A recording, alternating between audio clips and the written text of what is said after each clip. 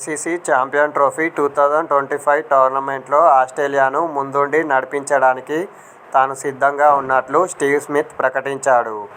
Pat Cummins అందుబాటులోకి రాకపోతే captaincy చేపట్టేందుకు తనకు ఎలాంటి అభ్యంతరం లేదని పేర్కొన్నాడు.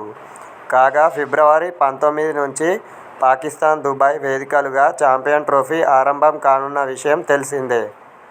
అయితే ఈ మెగా ఈవెంట్కు ముందు ఆస్ట్రేలియాకు వరుస ఎదురుదెబ్బలు తగులుతున్నాయి.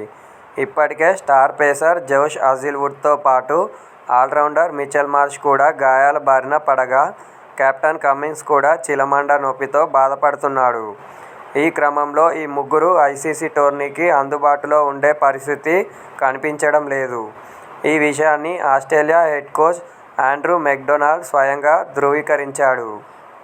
కాగా టీమిండియాతో స్వదేశంలో ప్రతిష్ఠాత్మక బార్డర్ గవాస్కర్ ట్రోఫీలో చారిత్రాత్మక విజయం అందుకున్నాడు ప్యాట్ కమిన్స్.